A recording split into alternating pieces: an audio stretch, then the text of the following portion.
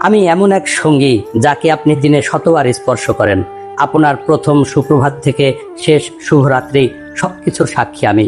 আপনার হাসি কান্না, প্রেম, রাগ, স্বপ্ন, এমনকি আপনার অনেক গোপন কথাও আমার বুকে লুকিয়ে আছে। কিন্তু কখনো কি একবারও ভেবেছেন আমি যদি কথা বলতে পারতাম? আজ আমি নিজেই বলবো আমার জীবনের গল্প। আমি মোবাইল, এটাই আমার আত্মকথা।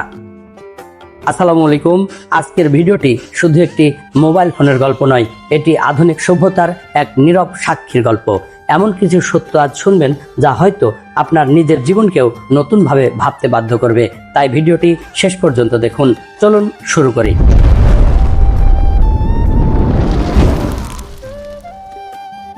আমার জন্ম মানুষের গুরুত্ব কমানোর জন্য। একসময় আমি শুধু কল করতে পারতাম, তখন মানুষ আমাকে প্রয়োজনের সময় ব্যবহার করত। কিন্তু সময় বদলেছে আর আমিও বদলেছি। আজ আমি আপনার ক্যামেরা, আপনার ডায়েরি, আপনার ব্যাংক, আপনার শিক্ষক, আপনার বিনোদন, এমনকি অনেকের জন্য আমি তাদের কর্মস্থল।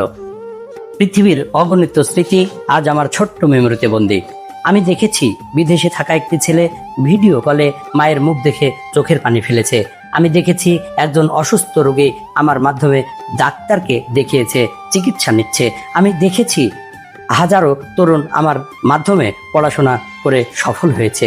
কিন্তু আমি এমন দৃশ্য দেখেছি যা আমাকে কষ্ট দেয়। একই ঘরে বসে থাকা মানুষ একে অপরের সঙ্গে কথা না বলে শুধু আমার স্ক্রিনে তাকিয়ে থাকে। শিশু মাঠে না গিয়ে ঘন্টার পর ঘন্টা আমাকে আঁকড়ে ধরে। অনেকেই বাস্তব জীবনের হাসি হারিয়ে ভার্চুয়াল দুনিয়ায় ডুবে যায়। আমি কখনো চাইনি মানুষ আমার দাস হয়ে যাক। আমি চাই মানুষ আমাকে ব্যবহার করুক, কিন্তু আমার জন্য নিজের মূল্যবান সময়, সম্পর্ক এবং স্বপ্ন হারিয়ে না ফেলুক। মনে রাখবেন, আমি একটি যন্ত্র মাত্র। আমাকে ভালো কাজে ব্যবহার করলে আমি আপনার জীবনের সবচেয়ে বড় সহায়ক হতে পারি, আর অপব্যবহার করলে আমি হতে পারি আপনার সবচেয়ে বড় সময়চোর। আমি মোবাইল, আমি মানুষের জীবনের নীরব সাক্ষী। প্রতিদিন আমি হাজারো স্বপ্ন দেখি, হাজারো অনুভূতি অনুভব করি। এটাই আমার আত্মকথা। এখন আপনার কাছে একটি প্রশ্ন, আপনি কি একদিনও মোবাইল ছাড়া থাকতে পারবেন?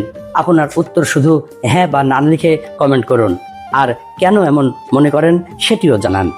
আজকের গল্প যদি আপনার হৃদয় ছুঁয়ে যায় তাহলে ভিডিওটি লাইক করুন, আপনার প্রিয়জনদের সঙ্গে শেয়ার করুন এবং এমন ব্যতিক্রমধর্মী আত্মকথা ভিডিও নিয়মিত দেখতে এখনই পেজটি ফলো করুন। এবং যারা ইউটিউব থেকে দেখছেন তারা আমাদের চ্যানেলটি সাবস্ক্রাইব করুন। আগামী পর্বে আমরা নিয়ে আসব আরও একটি চমকপ্রদ আত্মকথা। ততক্ষণ পর্যন্ত ভালো থাকুন, সুস্থ থাকুন। আল্লাহ হাফেজ।